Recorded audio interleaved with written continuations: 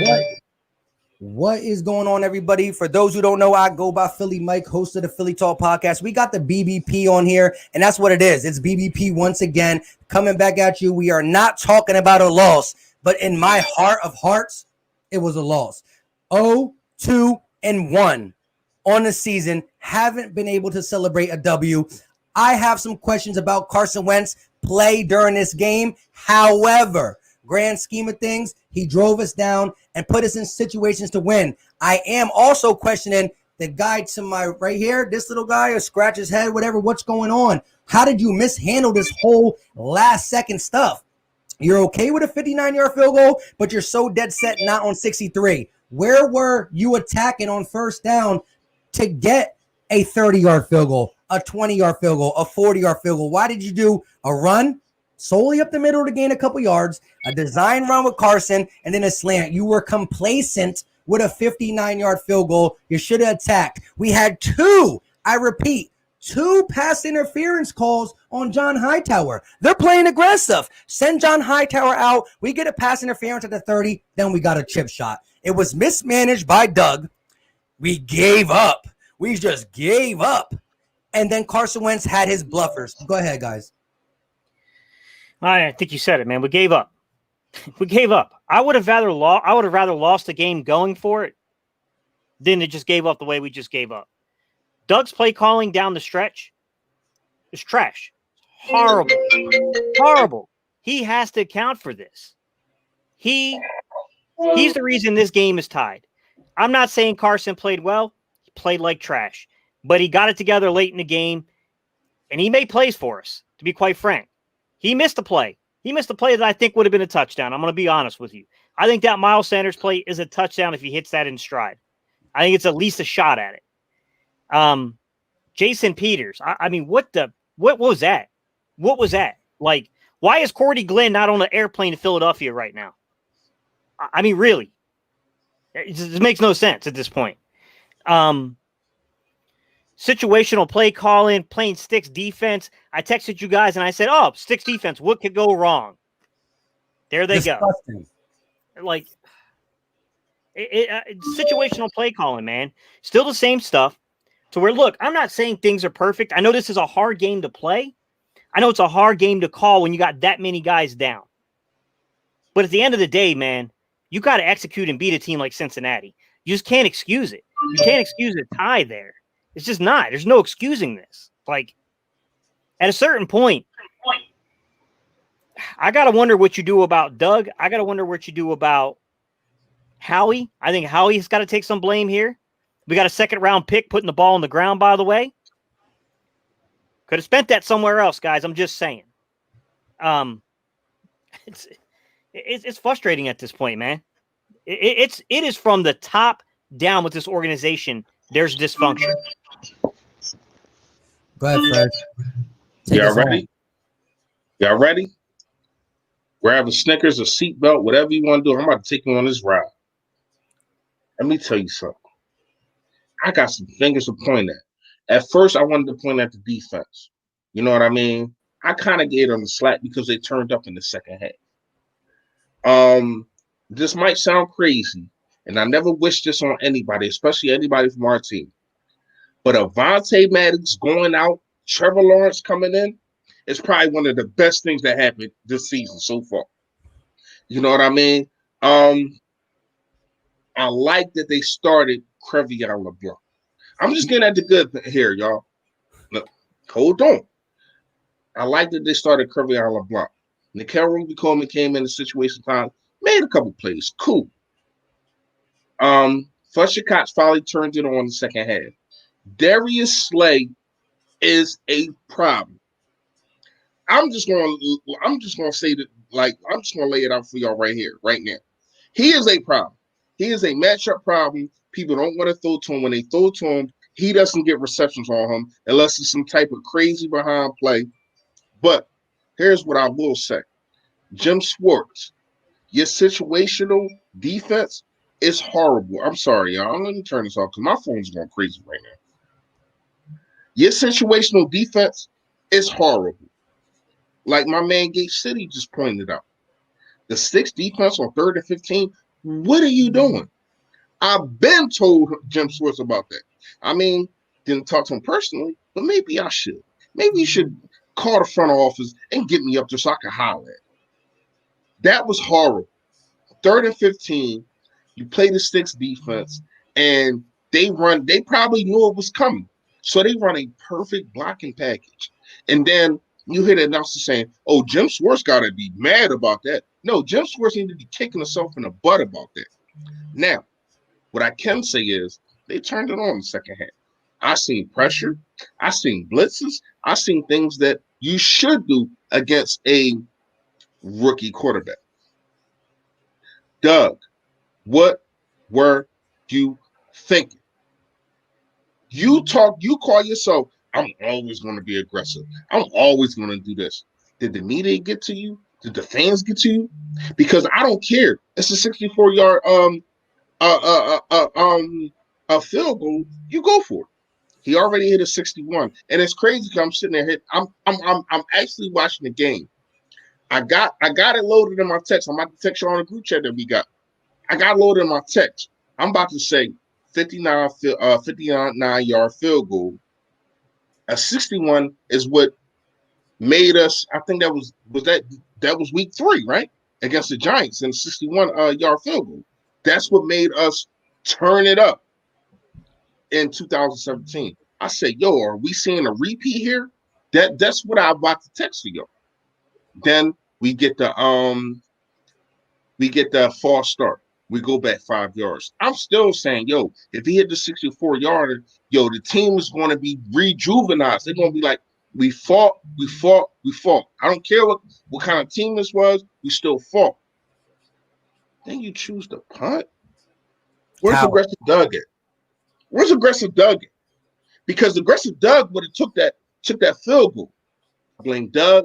Carson made some bad throws, but he came through when you needed your quarterback to come through. Timing runs, timing throws. Now you want to talk about the Miles Sanders. Me and you, Mike, backstage, we talked about this. I thought as though Miles Sanders, that throw should have been on the sideline. If he was on the sideline where he was supposed to be, I know this play. Remind you, I used to play running back. I know this play. You're supposed to be on the sideline. He wasn't. He was near the hashtag. So I'm not going to blame that on Carson Wentz. But here's the thing I want to say real quick on that. Hashtag sideline regardless. It wasn't that he missed them left or right. He missed them vertically by a lot. No, so he put too much air under it. He put way too much air. There was 5-yard separation in it. I need you on the all-22, Mike. I need you to watch this again. And in your video, you can apologize to me whenever you want. No, I vertically too far. It wasn't vertically too far, bro. That's what I'm trying to tell you. I watched the play. I actually because I watched it on Xfinity Live. So I can hit the button and go back 15 seconds. And I watched the play 3 times. I'm like, yo, if he was where he's supposed to be, that would have been a catch. Now, does Zach Ertz one? That's a bad throw. All right, well, let me just say this then. So, all right, so I'm gonna give you the benefit of the doubt, even though I firmly believe that doesn't matter at that point. But let me give you the benefit of the doubt. Miles Sanders was running at the hashtag for at least 10 yards. I don't care where you think it's supposed to be. If you see somebody running on the hash for 10 yards, Don't throw it to a spot where you say, I hope he makes the adjustment. Just change your adjustment because he was running open on the hash, so throw it to the hash regardless. Listen, it comes down to this. I want to repeatedly say, this whole panel is a Carson Wentz defender. And I still am not saying bench Carson. Can't. You can't yet. Jalen Hurts comes out. He does a little extra exciting. He runs for 7 yards. People on my stream are saying, put him in. You see, he got the juice. He didn't throw a pass. He ran. Secondly, I will say this. Carson got to be better. He didn't play the worst. I'll give him a C-, D+. I'm going to actually quote Gate City, who told me backstage, and I agree with it.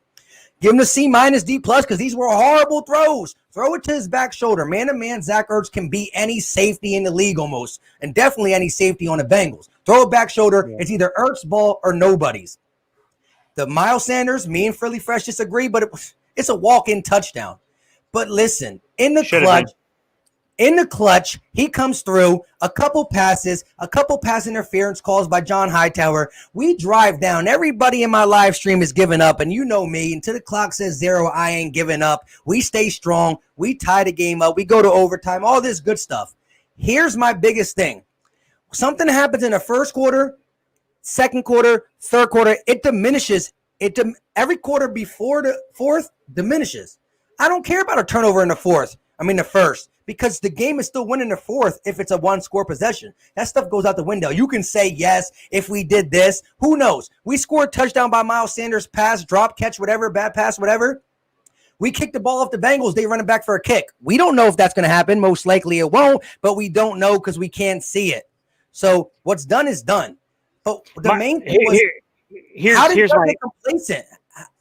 What is your take, Gate City, more on why Doug Pederson on first, second, and third were so worried about moving 1 or 2 or 3 yards to say, I'm going to put all my faith in a 59-yarder instead of put my faith in my offense to get a 35-yarder?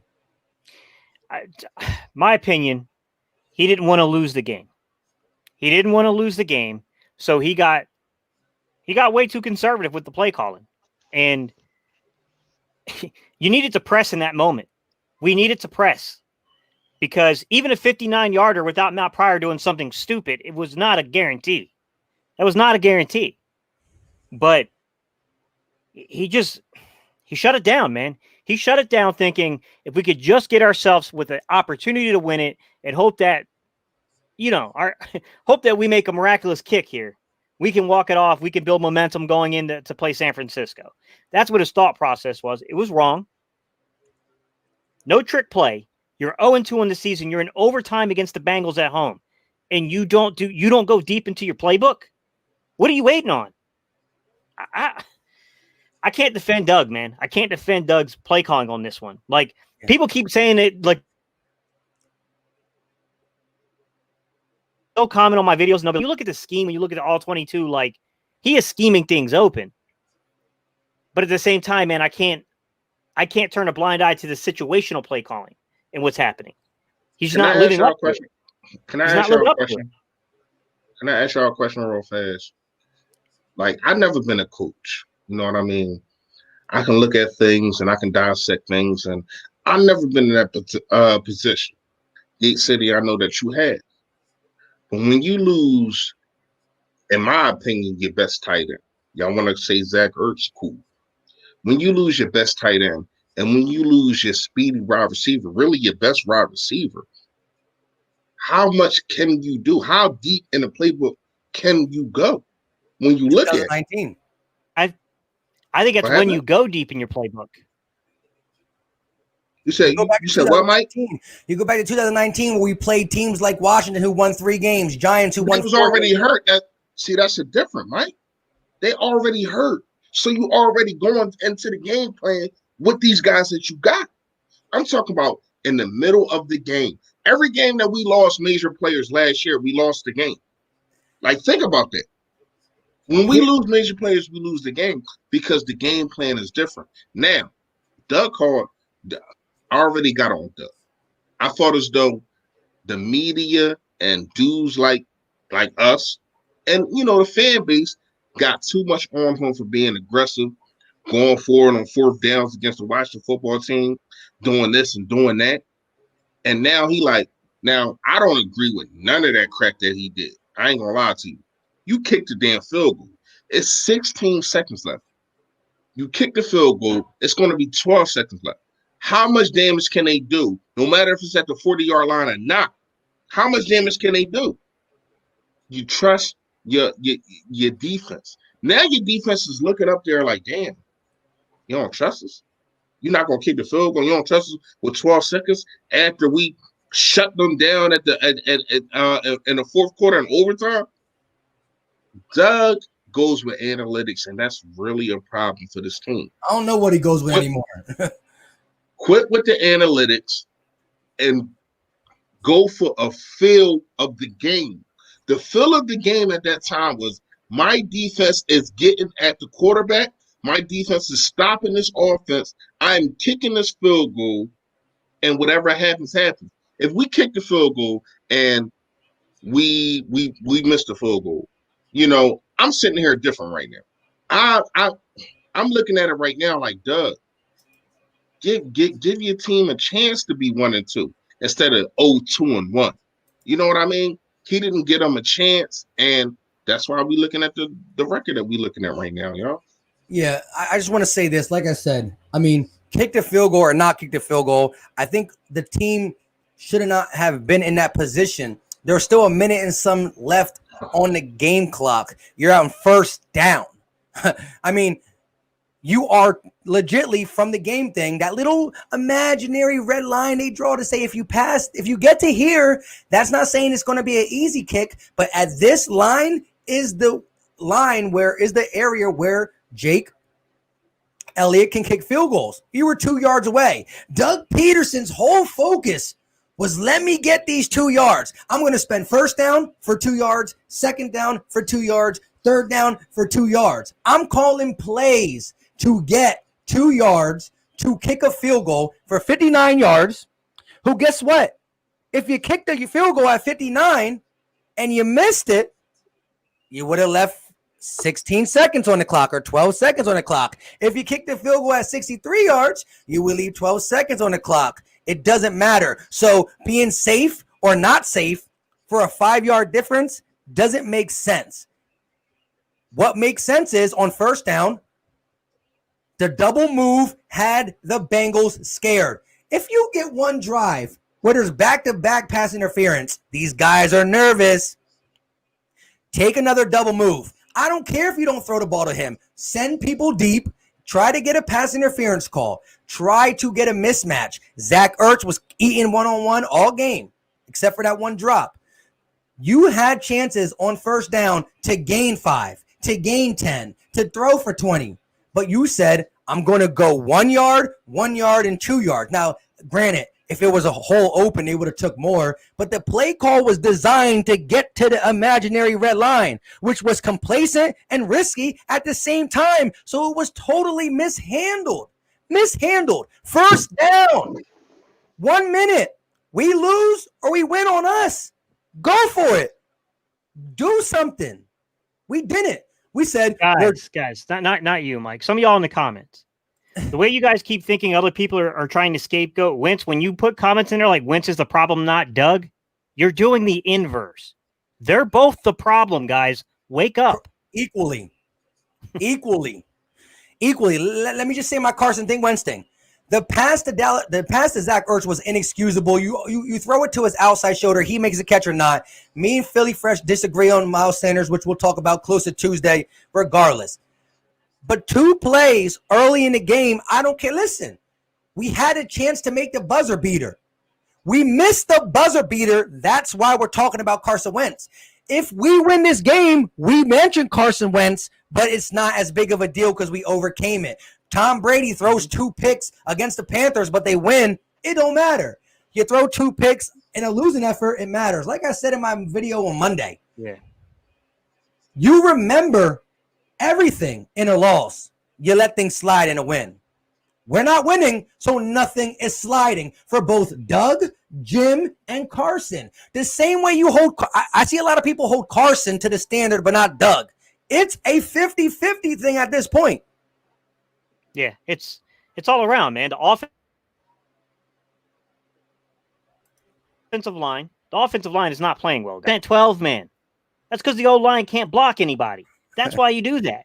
We would have done it again today, but Goddard went down, and we tried to do it, but let's just be real. It didn't hold up. We couldn't go deep enough with Rashard Rodgers to hold up. It's all around, man. We're lacking personnel, and that falls on Howie. Okay? Some of you guys that keep saying, what could it hurt to start Hurts? A lot, dude. A lot. You can split a locker room. You can have $100 million dude on the bench that you don't have answers for yet. Okay? By the way, Hurts, whether he fumbled that ball or not, he made the wrong read.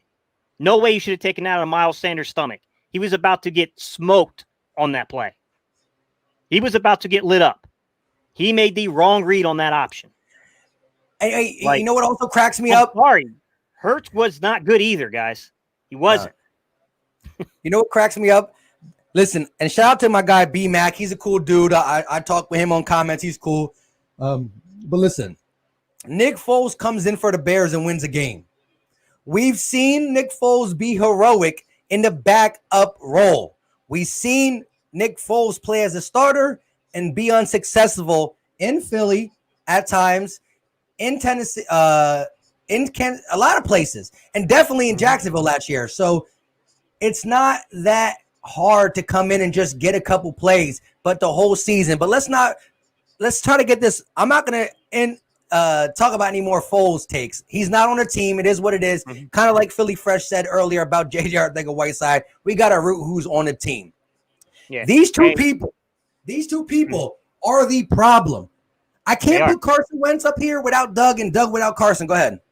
They are. So Unity Walker, I disagree with you. This is people who don't understand scheme. You're saying I understand Doug was bad in the play calling, but he didn't throw those interceptions. He did throw the first one. He may not have physically thrown it. He schemed it. Carson went with where the read was supposed to be because they played man. So you go to the zone and that zone beater. And by the way, I've showed people that exact play twice now. That crossers with that little hook route. You got a man beater mixed in with a zone beater. The problem is that Doug didn't think it through to where they could drop that linebacker right back in that throwing window, because if I've seen this on film, so has Cincinnati. They knew exactly what to do in that situation. You can't put it all on Wentz when it comes to that, because Wentz is going right where Doug wants him to go with the football on that. Okay? The ball got tipped. It probably may have not have been intercepted. If it's not tipped, who knows? But the one that hurts is on Wentz. Ball placement was bad. I mean, the ball placement was just wrong.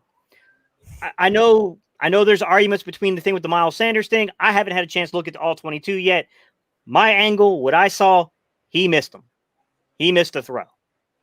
And judging by his actions on the sideline, it seems like he agreed. He slammed his helmet. Yeah. Yeah.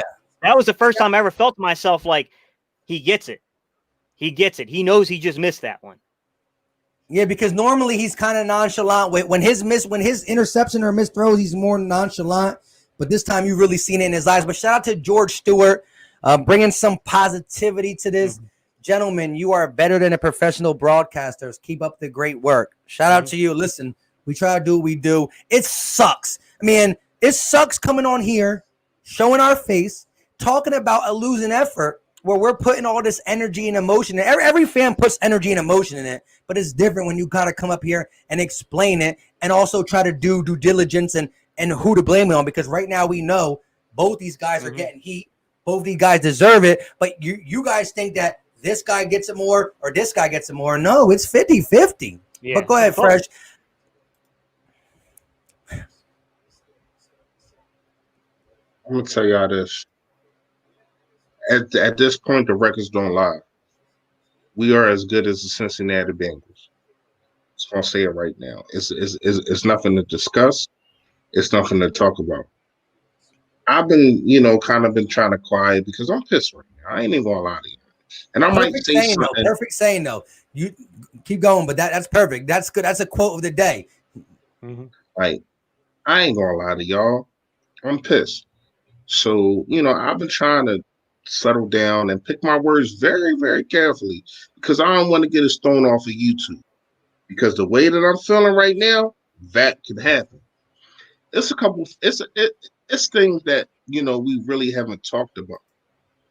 Jason Peters, you wanted all that money for what? Oh my gosh, he was horrible. And we bigged up him last week. The offensive line was doing this. Shout out to Trey Thomas, ex Eagles lineman. He got his own YouTube channel. Check him out. I ain't gonna lie to y'all. After you watch this, check him out, though. Like, he break it down. You know what I mean? And I've been watching what he's been saying. Last week, the offensive line hold his ground. Not this week. Not this week. Jason Peters was getting used and abused.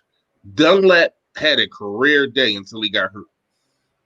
And I thought as though once he got hurt, that's when you put the pressure. You know what I mean? Their best pass rusher goes out. Why not go for long shots then? You bring Hightower in, you know what I mean? You bring Greg Ward in, and you have him work that middle of the field. You have Hightower do post routes, stuff like that. I understand D-Jack went out. You know what I mean? D-Jack went out. Dallas Goedert went out. So we got a lot of the injuries just keep piling up. That's another thing for this team, man. I don't get it. I don't understand. I know what's going on through the league, but not like this, man. Not like every single year. We just look at injury after injury every single week. Can we go 1 week without an injury? I haven't seen it in the last 3 to 4 years. Mm-hmm. Every single week is an injury. Every single week is somebody limping off the field. Every single week is somebody that got to come in. And that's another thing that I want to say about Carson Wentz. Every single week he got to throw to a different receiver. Every single week. I'm not making that an excuse. Carson Wentz threw some bad throws. I'm not going to sit here and say Carson Wentz had a very bad game. He had a better game than he had against the Washington football team in the second half. He had a better game than he had against the Rams.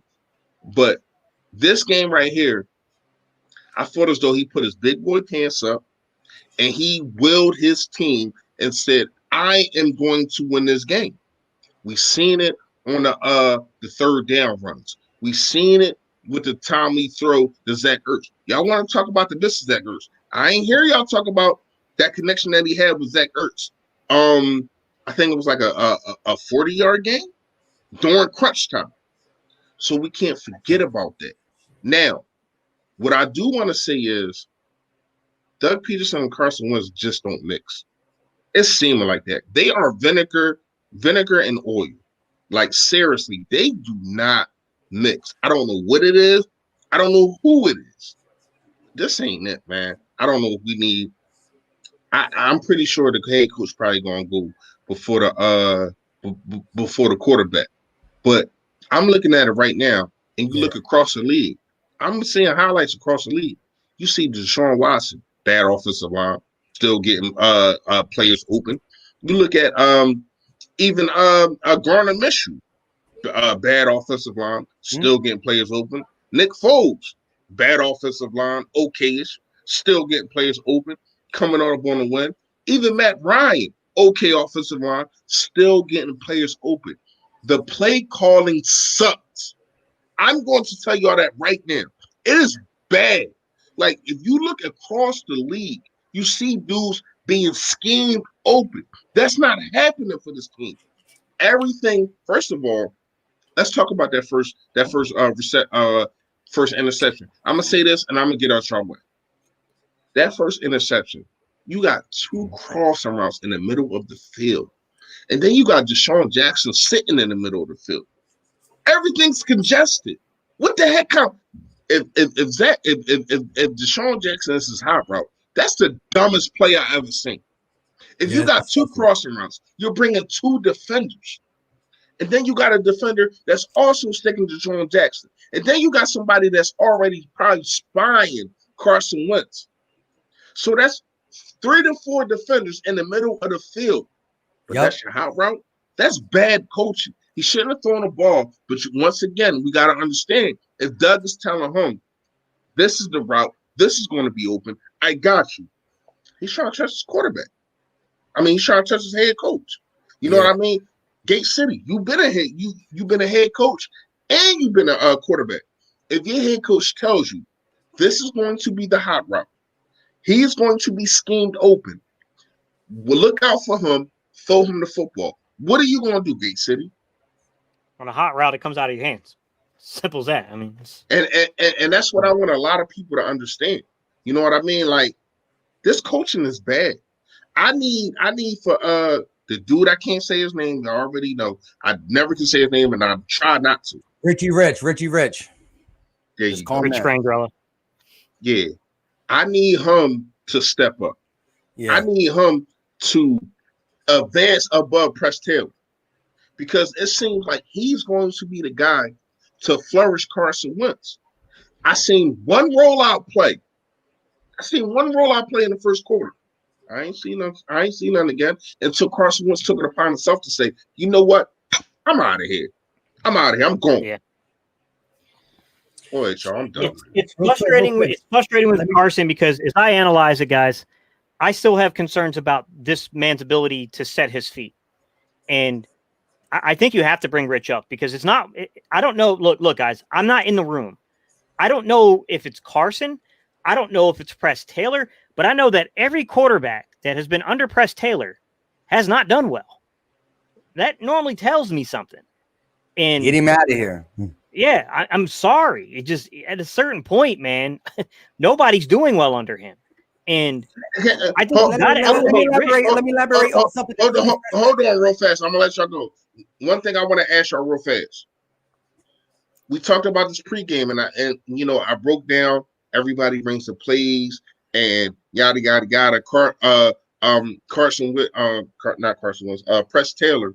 He's supposed to be this guy. He's supposed to be that guy. If you're supposed to be connected to the quarterback, how the hell are you when you're sitting in the press box? If you're sitting in the press box and you're supposed to be the guy, He's on the hands field guy. now. He's on the field now. He's not in the press box. That's Rich in the press box. He was in the press box last week. Well, I heard he was in there for week 1. And he was supposed to be down for the rest of after week 1. So I don't see him. I don't care about Press Taylor. That's just what they said, that he was going for the. This is important. We need to care about Press Taylor because this is the exact line to Carson Wentz. You have to care about Press Taylor. Let me say a couple things. Let me get these super chats out, but I also want to talk about Rich Ganganello that you brought up. Bergang336 said Wentz played like buns, but I'm definitely not calling for Hurts. Nice play-by-play, Mike. It was hard to watch. Very hard to watch. Can we please, and shout out to Destro XXXV1, $5 super chat. Can we please send Jason Peters to the old folks home and size him for his yellow jacket? He played bad. He really did. I mean, he got beat a lot. One-on-ones was getting beat, and 2 sacks would have been sacks if Carson didn't break out of it. So that's that. But let me say something about Rich Ganganello. Remember, Philly Fresh said, Richie Rich is the 2-minute warning play caller, right? Yeah. First quarter can't score. Second quarter can't score. We get inside 2 minutes, we go score. Third quarter can't score. Fourth quarter can't score. Now this was 3 minutes and 30 seconds, but I guarantee you they said we're treating this whole thing like a 2-minute warning. Go ahead, Richie Rich. So this is the funny thing. Inside of 2 minutes at halftime, we score. Inside of 2 minutes, 3:30. Let's be honest. In the fourth quarter, we score. Huh? I think that's a good point, Mike. Huh? You talk about my take. No, that was better than mine. That's a good point. I didn't even think about that. He needs to be involved. Jeff Lurie, Howie Roseman has to get Doug a little bit drawn back. They have to. They're still the bosses until Howie Roseman gets fired. He's still one of the bosses. You got to draw him back. I can say this real quick. Carson Wentz ain't doing us no favors. Doug Peterson ain't doing us no favors. The injury god ain't doing us no favors. And the Eagles... I'm lost. Jason Peters ain't doing us no damn favors neither, man. Yeah. Hey, Joey Shakes, what's good, bro? Shout out to my guy, Joey Shakes. Go ahead, man. No, go ahead. Read it. Go ahead. My guys, Doug values tight ends more than these wide receivers. Carson is officially done. So pull up. Elaborate on that. So, Joey, if I go into that one, pull up 2020s as well because it kind of ties right into it. It's at 543, 2020 vision. What time?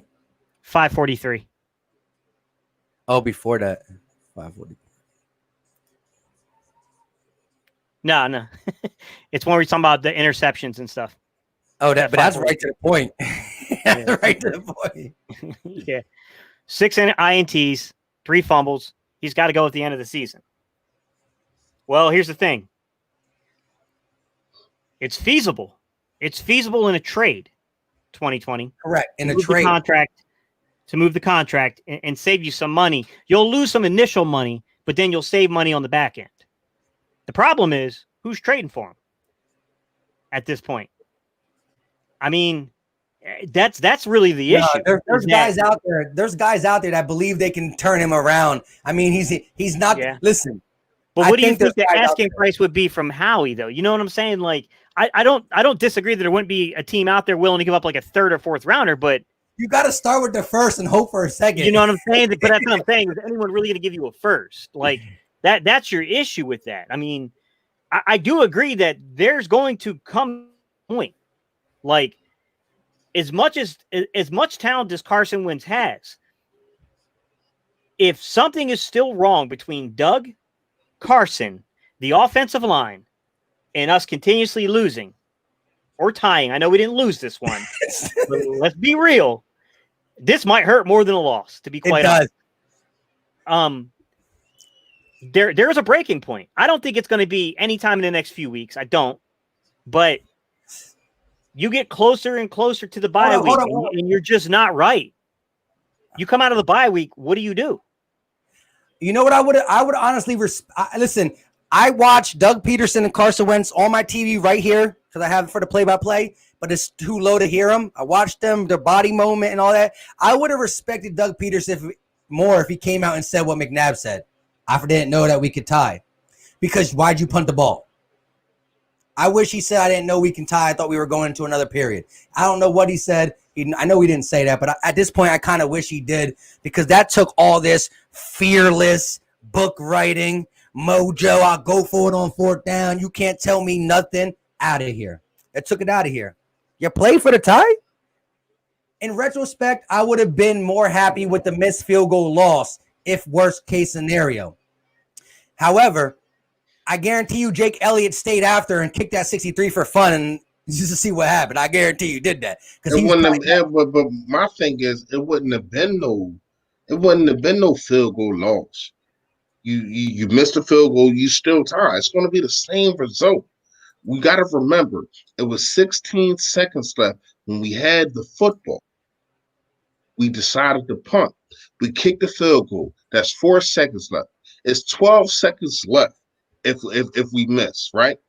What are they doing in 12 seconds? Yeah, most likely you're right. They're not going to get 25 yards, snap the ball down, kick a Ryan Bullock, chub boy, fat boy field goal. So listen, it comes down to, again, but even besides that, but I agree 100% with you, Philly Fresh. You just do it. You got Nike gear on. You just do it. But let me say this. Doug Pederson on first, second, and third, just trying to get a yard or two? Huh? The Kyle Shanahans, the McVays, the what's the Patriots offensive coordinator again? I forgot his name. Ex-Bronco coach, Josh McDaniels, the McDaniels, the McVays, the Shanahan's, the offensive coordinators that are good, they don't settle for 1 or 2 yards to kick a 59. Now, if you're about to kick a 30-yard field goal, you could spend first, second, and third down trying to place the ball where you want it for a 30-yard field goal, but it was 59. You're supposed to spend first, second, and third trying to get it closer. I just don't know what went on in these last seconds. We had the momentum. Everything was building up. Zach Ertz with a great catch. Like, you don't throw that away. Here's what I can say, though. And momentum itself could have maybe made let me bring Reese in for 1 second. Reese, if you're Doug and you don't go for it to win this game, what do you say to the guys in the locker room? What do you say to the guys during practice? It's nothing that you really can say. The only thing that you can say is, guys, I made a mistake. And I know if he's not up there, or not up there anymore because, everything is in Zoom, but if he's not having this pressure right now, I really want to hear what he got to say. I ain't even going to lie to you, man. I've seen a couple tweets from John Clark. John Clark saying that, we need to do better. That's the same bullcrap that you've been saying for the last 3 weeks. When are you going to do better? Because actions speak louder than words, man. That's what I've always been taught. Hey. And I'm sitting here and I'm saying the same damn thing. A Manila offense, and you're making it's like you got restraints on your quarterback. And unless he just says F it and go make some play, things don't happen. That dumb runs from Carson Wentz, it looked to me as though he was like, man, these dudes ain't getting open. I'm out. You know what I mean? And I appreciate that from Carson Wentz. Some of the throws that he threw, I don't appreciate. But here's what I can say. He wanted to win. He wanted to win. It's nothing that anybody in this chat can tell me. It's nothing that y'all two can tell me. No disrespect to y'all. Y'all know y'all my guys. It's nothing that y'all can tell me that Carson Wentz didn't want to win. Doug Peterson seemed like he didn't want to win. He's subtle. Carson Wentz said, no, I'm going to put my body on the line. I'm going to put everything on the line to make sure I get this win because I know what's going on. I know what the media is saying. I know what this fan base is saying. I'm going to show y'all something different. And I thought as though, even though it was Manila in the first 3 quarters, the fourth quarter, and even in overtime, he did what he needed to do. Like, we can argue about that all day, man. Like, seriously, like, I thought as though he did what he needed to do to win the football game, and your coach shackled you. And that's a problem, man. That is a problem. Yo, I just want to say look, I'll give Wentz this. Going down the stretch of the fourth quarter and some of the plays he made in overtime, Wentz was trying. Wentz was out there trying to make plays. There were a few times that he bailed us out. He did bail us out. But it's still, man, like the throw to Ertz bothers me, man. That throw to Ertz bothers me because that ball placement, man, I can't defend it. That ball placement is horrible, man. I mean, listen, hold on, wait, Gay. I immediately listen. I'm doing a live play-by-play, but I kind of want to stop the play-by-play and call you, Gate. That's how frustrated, because you being a quarterback, that's how frustrating that pass was. I literally had to text you guys in the group chat. I literally stopped and I said, y'all wait for a second. And I text you in the middle of a play-by-play because I was just feeling emotional and like defending him on the camera in the sense that we can't bench him, but there's no defending that play because it wasn't even back shoulder or right shoulder. He threw a bad pass there. Yeah. And guys, I look, I thought Joe Burrow played well given the circumstances, but some of you guys are overreacting. Joe Burrow shit the bed late in that game too, guys. Let's be real. Yeah, like I don't know. I don't know the what pressure. If that was Carson, all y'all been screaming he was holding the ball too long. And I called he was going to hold the ball long, especially in them 5 receiver sets. But listen, let me ask you this. How did you feel about Doug implementing the run? I think there was times we went way too pass. I remember there was like, I tried to count them. I think it was like almost 6 passes in a row. It was like 6 passes in a row. How did y'all feel about the run pass ratio? On a team that was who was last in rush defense last year and already start the season is pretty much in last. I mean, you see the numbers. At one time, Carson Wentz threw for like 165, and we was running for like 135. You know what I mean? So I'm putting a foot on his neck. And here's what I can say is, in that overtime, the last drive, he did try to run the ball, but it wasn't no creativity. Jason Peters had went out. And a lot of things was going on, you know what I mean? And they were starting to get confidence. Here's the thing that a lot of people don't understand about a team like Cincinnati. You give them confidence, that's all they need sometimes. You get them to be united and to say, you know what, we got this team on the road. I'm pretty sure they were saying there's no reason that we should be in this overtime right now. They put us in here. Let's go get this one. And I've been that guy to say things like that. That's what I'm telling y'all. It's real. You know what I mean? The confidence, sometimes confidence outplays talent. Hard work outplays talent all the time. But sometimes talent is underplayed by confidence, man. Mm-hmm. And that's what we just seen. We just seen dudes that wasn't making plays in the defense started making plays in the fourth quarter. We seen dudes that wasn't covering as good started covering good in the fourth quarter. As you said, Trevor Williams, he made a couple missteps, but he played better than Maddox. As you pointing out, for those who are just in here, my guy Philly Fresh on the bottom screen said he never wishes injury, but Trevor Williams coming in was kind of a blessing at the end. Just to shout out that because we got 350 some people in here. Let me hit a few people up. Nasty Natty. That's bullcrap. You can't sit here and say Carson had pass protection when Joe Burrow didn't. Neither one of them had pass protection. What game were you watching? Gay always coming. Gay, if you were doing a play-by-play, because listen, they were coming for me in a play-by-play. I had to just keep skipping them. But listen, let me get these two super chats and then let Philly Fresh continue. I just wanted to let everybody know that, he was talking highly of Trevor Williams. Edwin Solano with the $5 super chat. He said Max got in Carson Wentz head, I believe. Yeah. That's why he's not audibling. I know, I read it. Nate Gary has no instincts in pass defense. Bradley needs to be in that spot. Facts. And Trey Brown said we don't have an identity on offense. Dougie P is bad. Again, yeah. Listen, against the Rams, you run the ball 5 times straight. In this game, you pass the ball 6 times straight. Like, pick your poison. Like, you got to be a heavy pass, heavy run, a balance. You can change it up by a game, but if you wanted to, the game should have been probably flip-flop for the run and pass change. But go ahead, Philly Fresh, continue on your thing. I just want to let everybody know that you called out earlier about Avonte Maddox. I saw some secondary talking, and my guy Philly Fresh said, listen, he don't wish injury on nobody, but Trevor Williams definitely played better, especially down the stretch. Go ahead. Yeah, I mean, like I like anybody that's seen any of my videos, or I know how I feel about Avonte Maddox. I always said he's not an outside guy. He got exposed. Tyler Boyd had a field day. He had a field day. You know what I mean? We're not even going to sit here and try to hold him. None of that. Like, the defense, I ain't going to lie. The defense holding them to 23 points, they played good. You want to talk about Burrows. Burrows better than I thought. Burrows is better than I thought. I ain't going to lie.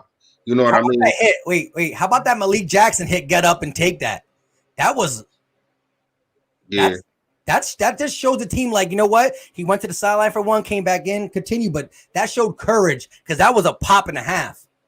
But when Carson Wentz does it, everybody say he should throw the ball away. But that's something different. I ain't gonna get into that. You know what I mean? But Cincinnati, we are equal to Cincinnati. I said it earlier. I don't know how many people was there when I said it, but we are equal to Cincinnati. The record show. I didn't mean to laugh. No. You good, bro? Because it's laughable. We shouldn't be coming into this. We wasn't expecting to be on Cincinnati level, and they wasn't supposed to be on our level.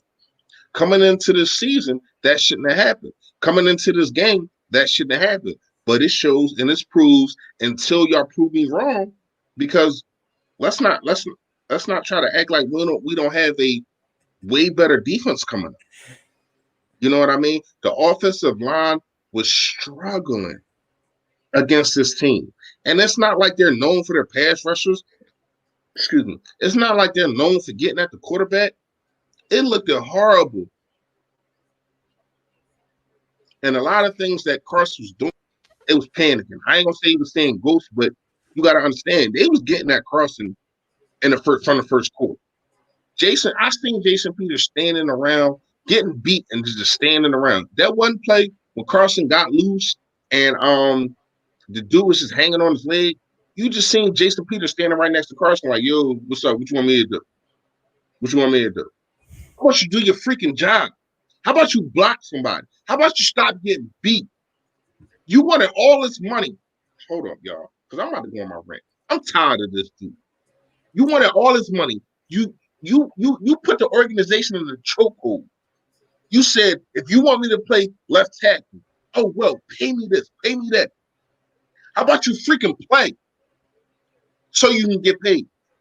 And that's what I'm tired of. I'm tired of it starts from the top to the bottom.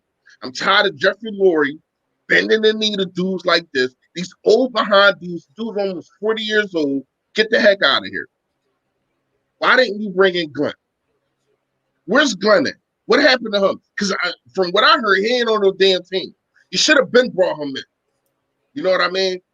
It's despicable. When you look at from the top to bottom, Howie Roseman, I've been really trying to I've been really trying to be light on you. I've been really trying to give you the benefit of the doubt because you Every move that you made in 2017, it went as a chip.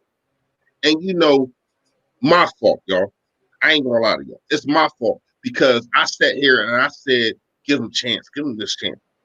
Harry Roseman, you're horrible, man. You're horrible. I ain't gonna lie to you. The moves that you made, the things that you have done, has not progressed this team. The defense is okay. The offense is bad. The offensive line is bad. Everybody gets hurt. I don't know if it's the training staff. I don't know if it's the medical staff. But every single week, 3 to 4 players go down. That's a problem, man. Yeah. Like, I don't know. I don't even know who to point the finger at about that. But when you look at the organization from top to bottom, Doug Peterson got on the platform, and I was there. I was there at the Art Institute. I was there when Doug gave the speech. This is the new norm. If this the new norm, sign me out, man. Seriously. Go ahead, y'all. Yo, Shay, great way to end it. But real quick, let me just say this, and I'm gonna bring you into it. Boo Hoo said something to you, Steven, so I'm not gonna go back and find it, but he did say he asked you if you saw that Matt Pryor was crying, which I did not even notice. I was probably distracted by watching the game / the play-by-play, but I didn't know he cried. And listen, I mean, young guy, calls a false start. You could really blame him. I didn't see him cry, but that's crazy. Go ahead, comment on that. I mean, I didn't, Boo-hoo, I didn't notice it personally. I didn't see him crying, but I mean, it doesn't shock me. I mean, I'm pretty sure he feels fairly responsible. I'm not going to say a 59-yard field goal was a layup. I mean, I'm still a little mad that Doug didn't just try to go for the end zone on that one. Like, just go for the end zone on 4th down, man. Just go for the end zone. It makes no sense. Hey, Chris Perez, that's what I'm saying, man. That's what I'm saying. Laugh out loud. No, he said it's on 602. Dang, that's far back. Yeah. There's a lot coming in. Heck yeah. Yeah, this joint flowing. Shout out to all of y'all, man. Chris, he said, I'll just read it. I'll read it, Mike. He said, laugh out loud. That's nonsense. The problem isn't that they don't want to play for Wentz. I agree with that statement. The problem is they can't execute 100%. Stop it with the psychoanalysis. Exactly. You don't know what you're talking about. Exactly. People trying to look. He talking about me? No. He's talking about people in the comment section. All right. My bad. I empathize with people. I empathize with people who are trying to explain things that that none of us can put a grasp on. None of us can put a grasp on exactly what's happening. But saying that the team stopped playing for Wentz, that's all BS, man. The team saw Wentz out there giving his body up, diving for the end zone, going for first downs and extending plays with his legs. That's the one good thing I will say about Wentz in this game was this was the first game I felt like where Wentz said, you know what? I'm tucking down and I'm taking off. Like, I put on all this muscle. I might as well use it. And, hey, I thought he looked slower. I'm not going to lie to you guys. He does look slower. But Can I ask y'all a question real fast? Because I text y'all this in the group chat. Does Miles Sanders look slower to y'all too? Sometimes when he hit them holes, man, it ain't like how it was last year. He looked a little bit slower to me, man. I don't know. He didn't run the ball enough for me to really end his eye. I'm just kidding. He almost had 100 yards. Again. Yeah, but he. Listen, I don't know, man. Maybe because then he had those hamstring stuff. Maybe he's still dealing with a slight issue with them. I mean, that might be slowing him down a little bit. I can say this, man. I noticed a huge difference with him in the game than that first game, bro. Whew, that was rough trying to run the ball without him. I'm about to have him in the comments. Nah, man, I ain't I ain't like that. You already know, man. I'm a calm, cool dude, man. You already know. Listen, shout out to all 300 people watching wherever you're watching. Again, we are live on 3 different channels, so it might not be 300 in your respective place watching. However, 308 people. Someone just left, probably a Cowboys fan. Anyways, shout out to you guys for watching. Another straight week without a victory. Can't say a loss, but can't say without a victory. And it's like, if the Eagles were going to tie with anybody, of course it would be the Bengals, right? Like, what the heck? Like, are you kidding me? But let me say this. I think we're the only, or both of our teams, we're the only team to ever tie the same team twice. Yeah, because you don't see them first of all, and when you do, it got to be spread all around. But here we go, right. Bengals and Eagles married for life, 2-timers. let me say this though real quick. Shout out to the people watching.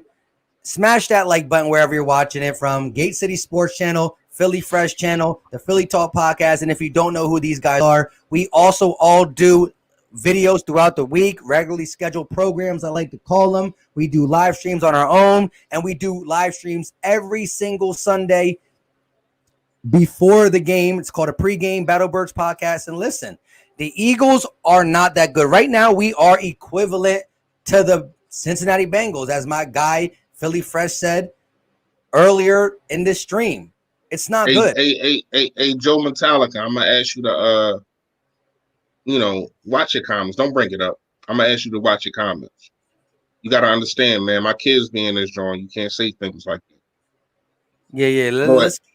Let's keep it a little bit respectful. The team is not playing good. However, look, we support the Shield. Right now, I can't really get behind these two guys, but behind these two guys, the other thing, I'm always behind. You know what I mean? This guy right here played a great game. He was. Listen, I ain't gonna lie. Like that. Wait. How do you feel if you're Darius Slay, a guy who played for the Lions his whole career, straight losing, comes to the Eagles thinking that, we've been in the playoffs 3 straight years. However you want to call our organization, I don't care. Super Bowl, playoffs. So he's like, yeah, I get a taste of winning, and now we just as bad as the Lions. Like, he looking at it like I'm looking at it, and I didn't. He looking at it like I'm looking at it, and I didn't want to bring this up, but. As bad as we're playing, we still have the opportunity to win the division. Like, that's the crazy part. Like, at 0-2-1, Dallas probably will get beat by Seattle if we pull it together, and that's a big if. If we pull it together and go on, all we need to do is go on a win streak. And last game, I seen Carson make a decline. Y'all can talk about Carson all you want, trade him, yada, yada, yada. I see a kind of an uprise. I see him do things that I didn't see him do at the beginning of the season. You know what I mean? So hopefully he continues to build on that. I need Doug, and I'm going to say this right here. Y'all can call it a hot take. Y'all can comment, say what you want. I need Doug to give up play call today. It's time. I'm not going to try. I know a lot of people say fire Doug. No. First thing that needs to happen is you need to give up play call to the guy. What's his name, Mike? Richie Rich. No, but in all seriousness, hey, Gates, don't you think it's time, though? Like, for real? I think that he needs to – I don't know if he needs to completely give up play call, but I think he needs to devolve it. Like, he needs to devolve it out of his hands a little bit more. The problem is outside of Rich Grandrello and giving him an expanded role, I just don't know who else you go to. I mean, maybe he needs to give up some of the scheme. That's what I'm talking about. Maybe it's not so much the play calling as the scheme. It just seems like, guys, how many times have I pointed out plays they're doing and we see they keep doing it? Sail route. They've done it every game, right? That little mesh route. They've done it every game. If I'm pointing this out, I spend a lot of time watching film, guys. Don't get me wrong. But I'm not watching hundreds of hours of film before they go into a game. I'm watching maybe 10 hours of it, and I'm seeing it. You think these guys don't know everything we're about to do? I think Marty Morningweg's got to get involved, man. Because we're too predictable. I guarantee you can go back 3 games and say, you find a 3rd and 2nd somewhere in the game. There was a 3rd and 2nd in the 1st or 2nd game where we did an exact type of play. We're too predictable. And as I pointed out earlier, which I pointed out in the play-by-play because I was so pissed off, listen to the Eagles football. First quarter, can't score a touchdown. Second quarter, can't score a touchdown. We get inside the 2-minute drill where it was reported that Richie Rich, because I can't say his last name, Gate City, say it for me. Scandrella. That guy right there is I can't say it either. That guy's the play caller inside 2 minutes, right? So, 2-minute drill, we score a touchdown before the half. Third quarter, can't score a touchdown. Fourth quarter, can't score a touchdown. We get the ball, 3 minutes left of the game. it's counted as a 2-minute drill at this point because we got 2 timeouts. We're not going to get the ball back with our defense and stuff like that. So we going for it. And guess what? We score a touchdown. If Rich is the guy who drew these plays up, the last drive before the half, the last drive before the game ended, well, then we got something. I also will say, I think Carson Wentz bootlegged more on them. If you combine them 2 drives throughout the whole game, it's either equal or more in them last 2 drives. Hence, it's all Richie Rich writing all over it. So, yeah, it shows that he has potential.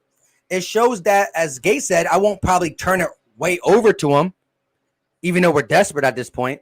I would devolve him highly into the program of calling plays throughout the whole game. I would call him Doug Peterson, the head coach, but him equal in play calling, and you got to figure something out because it's funny that we can't get nothing done 1st and 2nd, 2-minute drill, touchdown. 3rd and 4th, can't get none done, 3-minute drill, touchdown. Huh? Yeah, hey, Frank, I agree. That's my take on Wentz, too, is that he looked bad, man. The 6 turnovers in 3 games, and that's not even counting the fumbles. Like, it has to stop, man.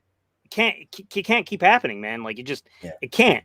But the thing I can say about him is he kept fighting. He kept fighting. I never felt like Carson gave up on the game. And I don't know. I can say the same thing about Doug, man. The way we ended it, it just felt like he gave up. You have to listen. Wait. You have to amend, and you have to give your team some type of boost, and you have to commend them for fighting like that. I don't care who it's against. I don't care if it's against the worst team in the league, but Cincinnati probably is. No, if they are, like you said, we equal, so we both equally the worst team in the league. It is what it is, bro. It is what it is, and it might not be a player situation. It might be coaches and players. You know what I mean? So you got to understand that you have to award your team for fighting back. Y'all fought back. Y'all did what I needed y'all to do. I'm going to award y'all with kicking this field goal. That's all you needed to do. And we'd probably be up here talking about some bad things, but we're still happy that we got to win. We're like, let's go. Exactly. We're up here talking that we got to win. And a tie, we the laughing stock of the league right now, y'all. And I don't want to say that. I don't want to say this too loud because if y'all don't know, it's people that really screen record our recorders and put them in things and all that kind of stuff. But I'm gonna say it, man. We're the laughing stock of the league right now because you look at it and every single week it's media saying Doug this and Carson that, and they don't mesh him. This and that, and all, and look what's going on. Carson's playing back. Carson has been playing back, but I felt as though in the second half, in the 4th quarter, and the overtime, he did what he needed to do. You need to award your quarterback and the rest of your freaking team by kicking the field goal, and then we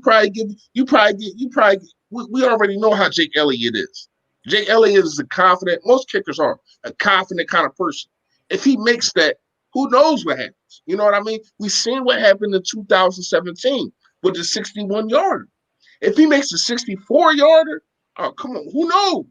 That's all I'm going to say. Yeah. A Philly Insider podcast. Yeah. Mike, correct me if I'm wrong. I think Doug mentioned Rich Grandrello having 2-minute play calling responsibility in one of his press conferences last week. Yep. Yeah, he did. And he said, listen, he said pretty much when it comes to the run game, if he has a run game question, he'll What'd he say? What'd he say? I'm listening. I can't find it. No, he does his own thing, like his podcasting and stuff. He was just trying to figure out. No. I know who he is. Shout out to him. He hit me on Twitter, man. He asked, how do you guys know that's Richie Rich is calling the plays inside of 2 minutes? And Gate City said, because he said it in his last press conference. Okay, I'm caught up. He said a couple things. He said 2 things. He said, one, if I got a question for the run game, sometimes I'll go directly to Jeff Stoutland. But a lot of times, everything goes through Press Taylor, which to me is a problem. And then the second thing is that Problem. Richie Rich, the guy who worked, guess who worked with Carson in the offseason?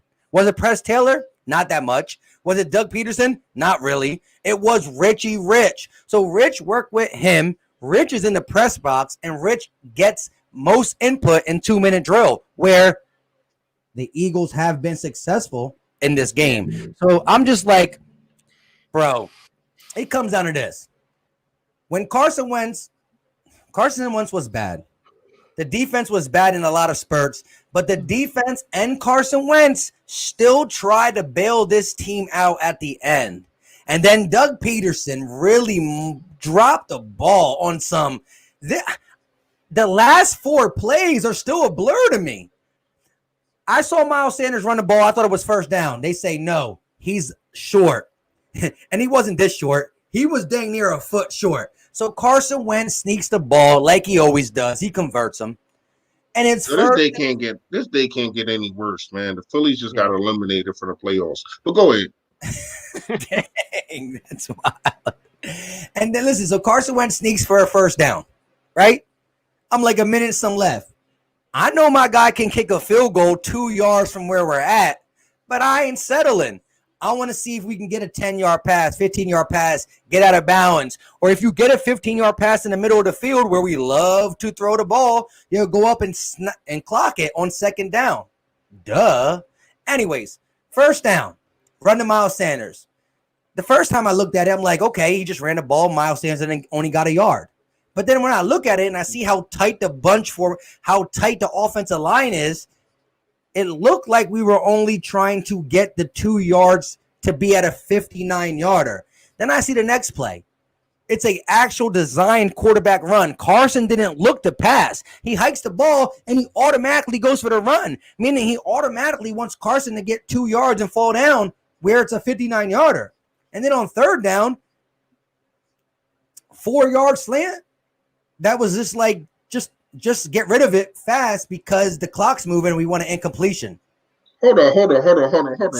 Wait. I'm done in 10 seconds. So at the end of the day, first down, promising sign to possibly get an easy field goal. We go try to get 2 yards, and we're going to go for the 59-yarder, which is still kind of questionable because if you're scared of them scoring, they're going to have the same amount of time. We get a false start, so 5 yards is the whole difference of you just saying, well, I'll see you next week. We punting. What? Go ahead. Fresh, where you at? Someone say something? Yeah, I'm here. Hold up. Bring up Bird Gang real fast. Let me tell you something, man. Anytime I ain't shy, I don't run away from nobody. Anytime you want smoke, you can follow me on Twitter, Philly Fresh at 6up. At Philly Fresh 6up. I will bring you on the show and I will smoke you anything you want to talk about. Don't tell me I don't know what I'm talking about.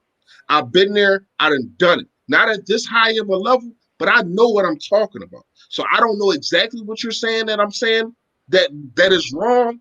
But anytime you want to smoke, we can get it, bro. Seriously, you really don't want this. You are an Eagles fan.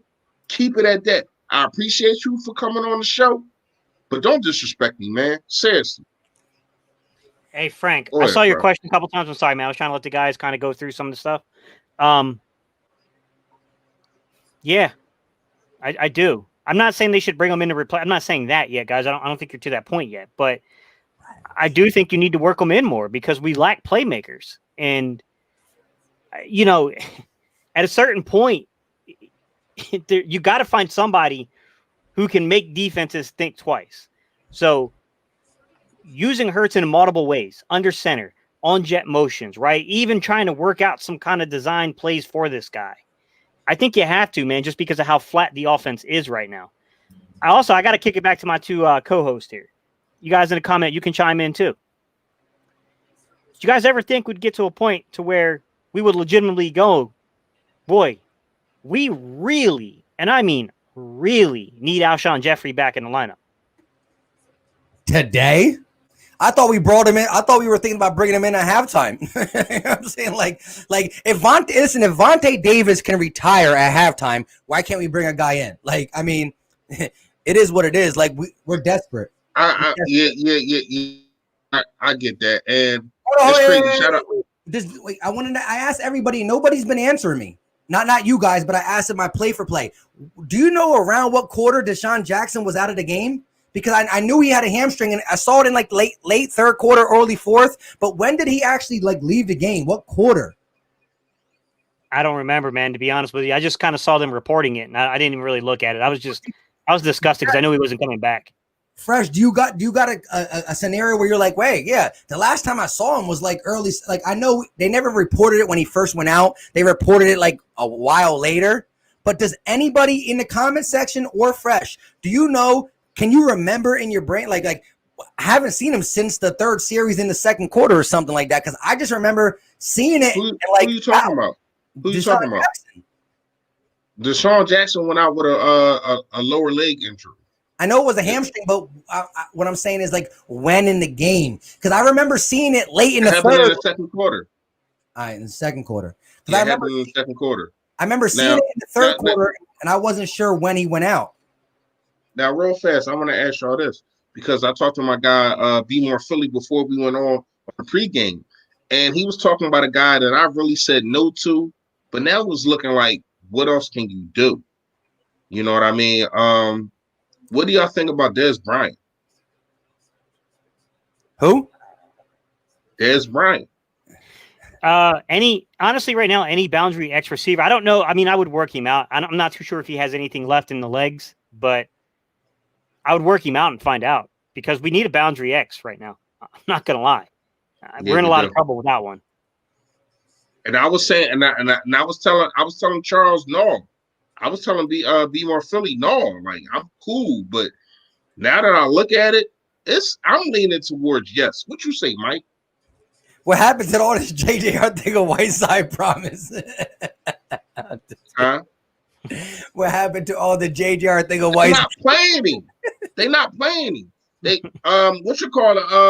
just reported that supposedly he had an injury, so they limited his play stats. But if you're not going to play, what am I going to do about that? I can't do nothing about that. Yeah. And another thing that I want to talk about real fast about. I want to cry. I legit want to cry. This is about the defense.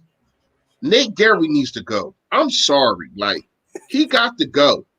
You got two linebackers that you got, and one in the third round, another in the sixth round, who I think are way better than Nate Gary. Nate Gary is horrible. He got to go. Like seriously, man. Hey, the highlight of J.J. Arcega-Whiteside's day was when I wasn't talking about no. Go ahead. Oh, I was doing a play-by-play, and I saw wait. I saw them move J.J. Arcega-Whiteside in motion. I said, "Oh, whoa, J.J. Arcega-Whiteside in motion." They ran the ball. Somebody said I was talking about J.J. Arcega-Whiteside like he was AB. No, I wasn't. I see what a lot of people don't realize is that I wasn't bigging up J.J. Arcega-Whiteside. I was looking at the coaching staff to take some responsibility. A lot of people just throw the coaching staff away. Oh, it's this player, it's that player. Then why do when players go to different teams, they stay healthy, number one, and they ballers. Hey, so, Fresh. Right. Yeah, I know you was playing. But I'm just saying, like, you got to really look at it. When a lot of players go to other teams, they go to other teams, and number one, stay healthy. Number two, they be a better player. And you got to look at it. Sometimes it's like, is it the player or is it the coaching staff? And that's all I was trying to say. I think it's both at this point. But I want to bring up something someone said because Fresh and I were talking about this during the game. Eagle for life. He said Hightower did a good job for a rookie. So I thought there was one drive in particular. So did T. Higgins. Where he called two pass interference calls, and he got a nice reception on that drive. I thought Hightower started to come on a little bit. The problem is that even with Hightower, you can play him as an X. He's got experience. He still doesn't have the frame for him. That's the problem. He's still more of a flanker himself. We got a bunch of guys that are flankers, really. That's really our problem right now. I do think that they probably envision Hightower, though, as being an X. I think that's what the Eagles believe. I think they view him as a boundary side X. I think it's what they view Hightower as. But he needs to get a little stronger, man. He needs to be a little better being at the contested, catch point there. But I thought from what we saw week 1 to this week, I thought there was improvement. It's not enough, though, guys. Like, we don't have enough targets right now, and that's an issue, guys. Mike, I'm going to kick this one to you because we're getting beat down here. All right, Shar Lahat. I'm sorry, man. I'm not saying your name right, bro. I'm sorry. I apologize. I think you're mistaken what we're saying, man. Who? What we're trying to do is people are going overboard on the Carson Wentz stuff. We know Carson Wentz hasn't been good, right? No one's denying that. The dude's turned the ball over almost 10 times in 3 games. Like, we're not denying that. What we're trying to say is that the problems on this football team are much larger than just Carson Wentz. We agree that nothing is going to get fixed here until we fix Carson Wentz. No one on this panel is going to disagree with that statement, man. Like, none of us disagree with that. We know that throwing 6 picks, putting the ball on the ground 3 times, like, yeah, man, like, we understand Carson is 100% one of the major reasons we are 0-2-1 right now. There's no denying that. Mike, do you want to add anything to that? Oh, no, and I agree. Listen, look, if you really look at it, look, Doug Peterson does not make the pass that Carson Wentz thrown so far. The passes that Carson Wentz thrown has been inexcusable. Late to J.D. Arcega-Whiteside, why? It's first down. You know what I mean? Some of these passes in the Redskins game, in the Washington football team's game, like, you don't do that. And he threw it inside of, I forgot if it was Rager or Hightower. He threw it inside of Hightower, I believe. Like, the same way he threw it inside of Ertz. It's a back shoulder fade. If it's man-to-man coverage, he's not doing a slant. He's vertically running a route, but he's tailing it off. You throw it to the back side, back shoulder, out. Either Zach Ertz catches it or nobody catches it. He throws it inside, like, kind of right to the Bengals. But here's the thing. Carson Wentz has been horrendous. Doug Peterson has been part of the problem as well. But in this game, no matter how bad Carson played, yes, if he played better, maybe we wouldn't need a last-second drive. But we can't say that. Because if Carson Wentz scores these touchdowns, maybe they get 2 kickoff returns for a touchdown. You're saying that's impossible. Well, also tying the same team a couple years, almost a decade later, would be considered impossible too, but it happened. So things happen that's out of the ordinary.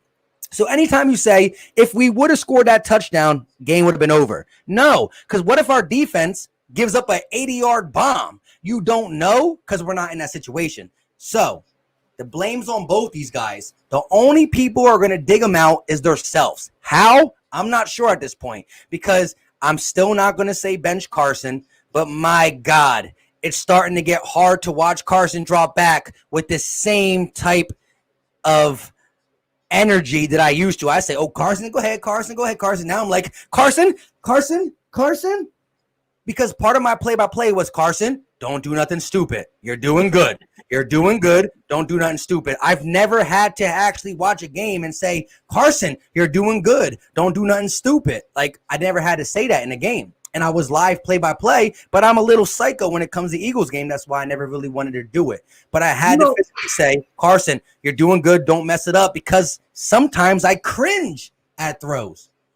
But it's, again, it's a huge organizational decision that can't be made in 3 weeks. This season, we can go 1-3 and we can win 3 games. And then that will be the full base of what we got to do with Carson because of the money and everything that's involved. Like, it's not oh, he's bad. Nathan Gary's bad. He makes blah, blah, blah money. Get him out of here. You know what I mean? You got rookies on the back on the thing.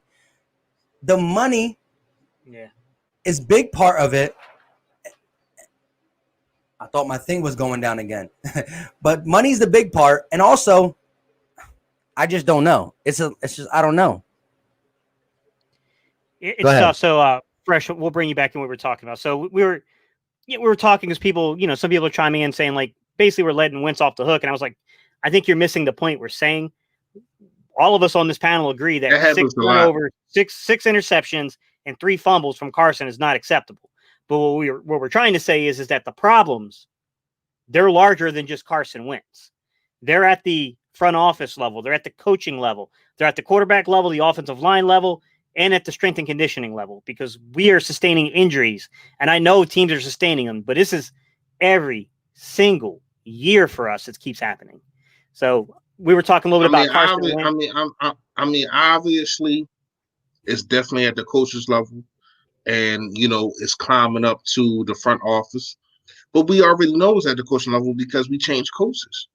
So we already knew it was a problem on the defense and on the offense. The scheme is Manila on defense. The scheme is Manila on offense. And I'm going to keep saying this, and I'm going to keep preaching this.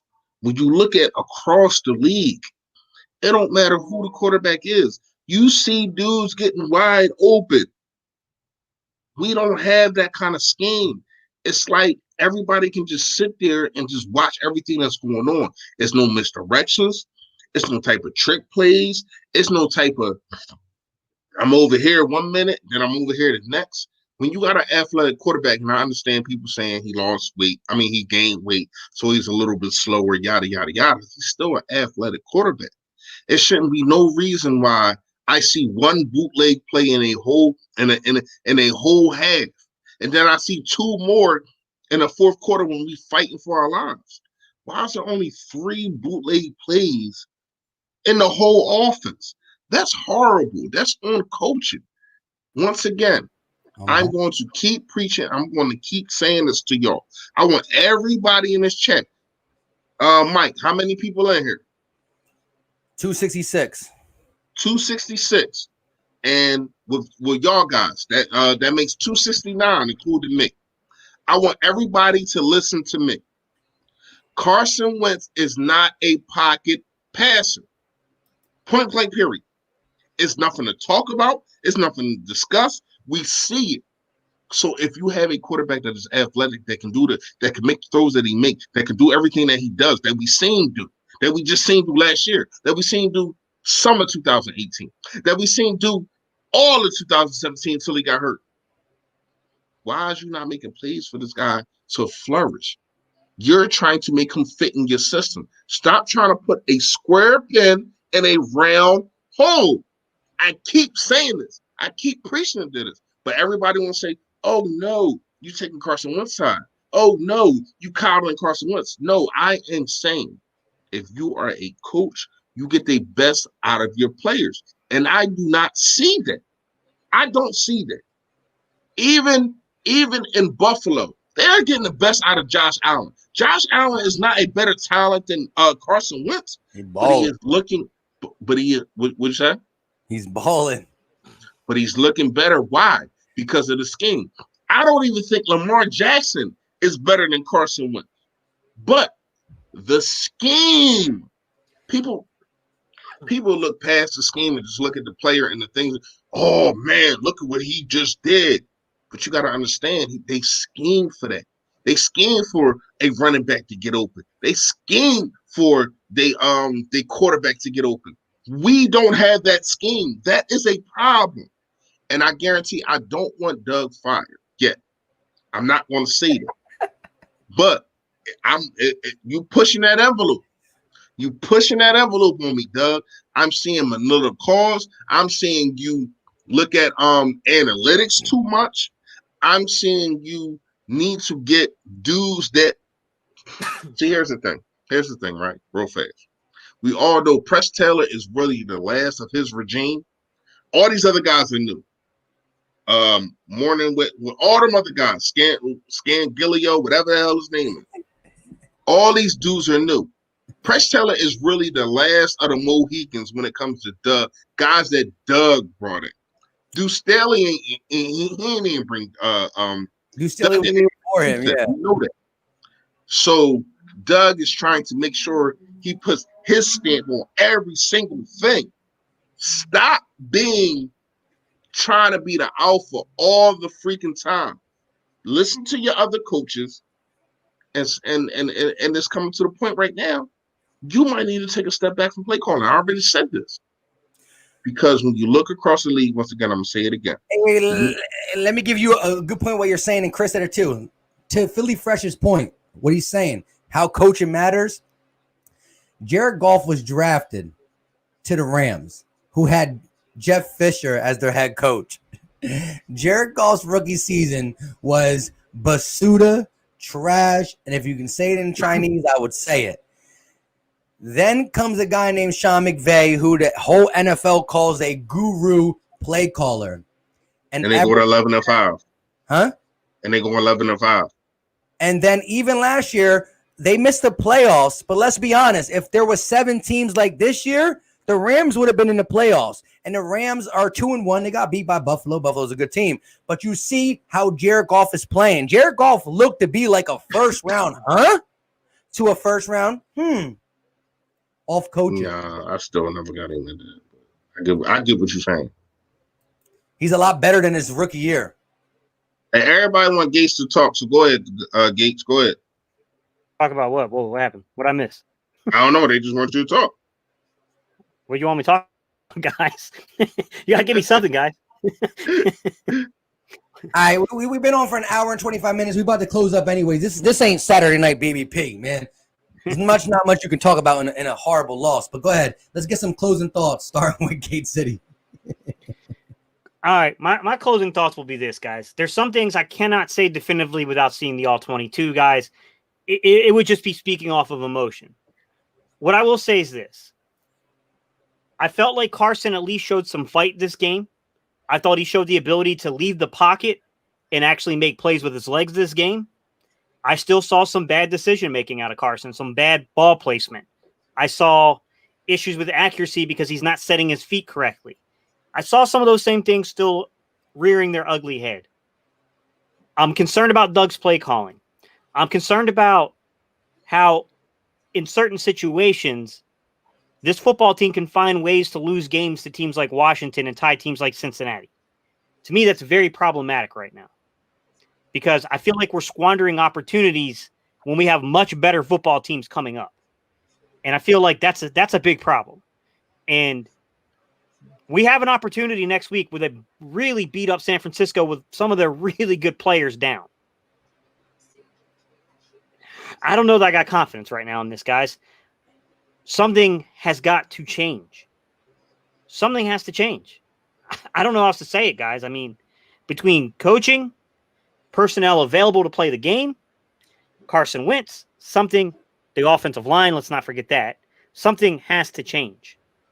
I mean, it's getting frustrating, guys. I mean, no one wants to keep coming in week after week going, well, same crap, different story, same crap in the end, though. Go ahead, Mike or Reese. I'll let y'all go. I mean, I go. I know Mike want to close the show out. So my final take is I said what I said. Doug Peterson needs to give up his play calling. I don't care what anybody thinks. I don't care what anybody says. That's my take. Another take is Nathan Gary. Sit your behind on the pond. It's time for him to sit down. I want to see these young studs that we got, man. I'm tired of seeing him fighting and just getting torqued. He was bad this game. If I got to pick out a player that was probably as bad as Jason Peters, it's Nathan Gary. I'm sorry, Gary, I don't give a damn what his name is. He looked like he was out there running. If it was Jerry, he looked like he was out there running from time to catch. Like shit, he looked it bad, man. What I will say is this: the season is not over. Hopefully, the Dallas Cowboys will lose, and I'm still rocking with my team, man. Even though I feel some type of way, I'm never going to jump ship. Even if we are to no way we can make the playoffs, I'm still going to report. I'm still a fan. I need everybody, you can have your uproar, especially a day like today. This was bad. And I ain't gonna go as far as Mike said that this is as bad as a loss. Because this might be the tiebreaker between when it comes to going to the playoffs or not. But what I will say is things have to change. Doug Peterson, I think it's time for you to go. Play calling, and y'all already know how I ended, man. Stay Philly, stay fresh, y'all. I'm going to bring it down to this. Look, y'all see the thumbnail. I'm the one that makes them. I ain't like these two guys. The thumbnail's my background because I wanted to be able to mean mug him when I wanted to and also say, come on, my guy. So at the end of the day, the two leaders of our team, 5th year, supposed to be 2020 good. COVID-19 messed up 2020 for all of us, but the Eagles football was supposed to pick it back up. Not really. It's COVID-19 all over again. But let's say this. There's been other fan bases that lose. They got the willpower to stay with their true to their colors. We can't give up. The Lord Brunsons, the Philly Freshes, I'm putting Gate City in here too, and me. Last year was my first year doing YouTube, and I barely had subscribers enough to really garner the attention I get now. However, when we lost to Miami, so many people gave up, and I'm a person who in my play-by-play said I will rock out and watch the game until the clock says 0. I will also root till my team is mathematically out. Some people love the tank, maybe get a better pick to help the team. I'm not about that. Because you tank, people leave your team who possibly wouldn't leave your team if you weren't a tanker.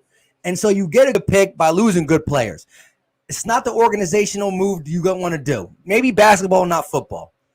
I'm all about winning. I'm all about being the best we can be. Right now, the best we could be is not 0-3. It's 0-2-1. Boom.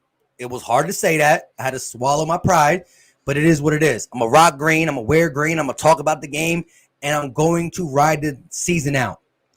But I want to remind all 290 of you in here, we're 0-2-1.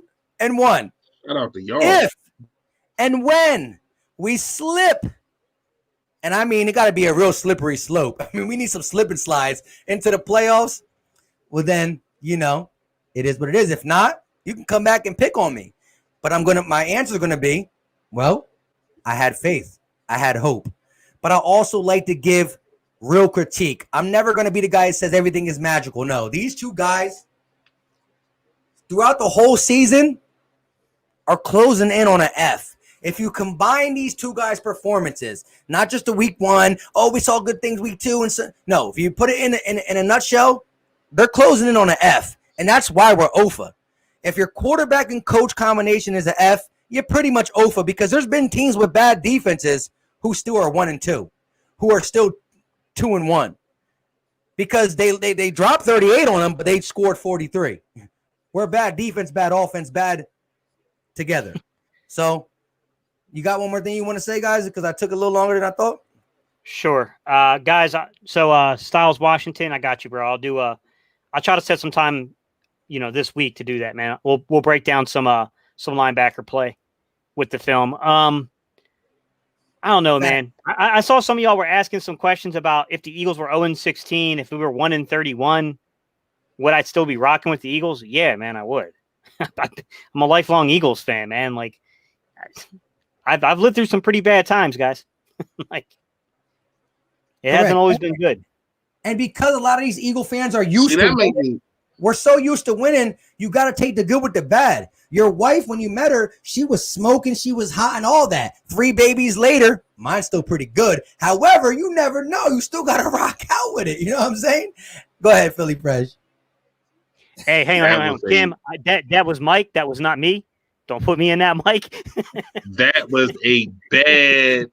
What do you mean? That was bad, man. You see, my wife is good, 3 babies. No, but still, I'm just saying, you don't say nothing like that. Yeah. But anyway, it's all jokes, man. But I'm married to the Eagles. But what's not a joke is this team needs to wake up. They need to wake up. I don't know who needs to wake them the hell up. I don't know if people need to get benched for them to wake up. They need to wake up, man. Like, I'm serious, man. I just want to see one game when Richie Rich is calling the plays the whole game and see how this team is going to look, man. I've seen multiple opportunities. I'm looking on the field, and it's always going to, because the play. Here's the thing that real fast, and then I'm gonna get out of here. Here's the thing that people don't understand. Because the play is called, after the play is called, and you yell hike, everything is on Carson Wentz. So once it's hike, it's like Carson Wentz, you should have did this, you should have did that, you should have did that. No, you shouldn't have called that freaking play. That first interception, it should be no way. It's two crossing routers and somebody sitting in the middle of the field. Where is everybody going to be at? In the middle of the field. That's a dumb play, especially on third down. That is a dumb play. And I've seen many more like them, and I'm tired of seeing these kind of things. Now, like you said, I'm rocking. I don't care if we owe and whatever. I'm rocking, but we better not be owing whatever. And I feel as though we do got the talent. We got the talent, man. I just need to see the talent. I don't see too much of. I don't see anything of Taylor. I don't see anything of Sean Bradley. I don't see anything of Kayvon Wallace. Now the safeties played a little better. I mean, Jalen Mills had his penalty. You know what I mean? That was kind of iffy to me, but whatever. But I need to see some of this young talent, man. Seriously, I'm going to be doing some more breakdowns of this. You already know how I get there. I got some people to pull up on and to talk to. Until then, man, you already know, man. Go ahead, yeah. Wait, real quick. Daddy, cool. I agree. I spoke a little bit off just emotion. We're not so used to winning in the sense of like having good records each season, but we still made the playoffs three years in a row. And after the Super Bowl, where people sometimes fall off and don't make the playoffs, a la the LA Rams, we were still able to make the playoffs 2 years, even though it was mainly due because of our division being bad. However, right now, 9-7 sounds pretty darn good at a 0-2-1 start. If we can get there, maybe we can. It ain't gonna be 9-7. It's gonna be 9-6-1. If we can get there. So at the end of the day, and in the McNabb eras, you can always count the playoffs. You just had to figure out what were we gonna do after the playoffs. You know, me being a fan since like 98, 99. You know, I love me some McNabb. I don't understand why he gets the slander he does. But listen, because he didn't pull that big game out. That's why everybody loved Nick Foles so damn much. Correct. But look, and I love Nick Foles for it because it got me some juju that I needed. You know, being a crap talker, being an Eagles fan, living where I live, where there's still a lot of Cowboys and Giants fans. They're just everywhere. Ugh. But anyways, look, 0-2-1. I mean, we all know how it tastes. Disgusting. But we can't do nothing but play next week against a beat-up Niners team who beat the Giants, I'm supposed, because I didn't watch, but I see the comment section said they beat the Giants while being beat up. So, I mean, the Niners still going to give us their best game, and they might get one or two guys back. So, look. And last take, time to call up Cordy Glenn. I don't care what you give him. Jason Peters is bad. Jason Peters doesn't deserve the money that he asked for. Jason Peters shouldn't have this team and this organization in a chokehold. Call out Cordy Glenn, please, pretty please. With shit on and the little cherry on top. I appreciate you. Go ahead. I'm out. Yeah. I gotta back what Reese said, man. I think it's time to get Cordy Glenn in here. I think we need to solidify some things. Carson's got to improve, guys. We all know that. None of us in here are saying differently. If Carson doesn't get this together, it's going to be a long season. We all know that. The offensive line's got to get better, and the play calling has got to improve, man. This play calling has just not been great. I mean, I think Will Parks comes back next week. That'll help with the defense. We'll be able to get into more big nickel. Do you guys think Alshon's playing next week? Please. I hope so. And whoever said that Hurts didn't fumble, he did. He just got on. It's the difference between fumbling and losing a fumble. It's still a fumble. If the ball comes out your hands and you jump on it, that is a fumble. But go ahead.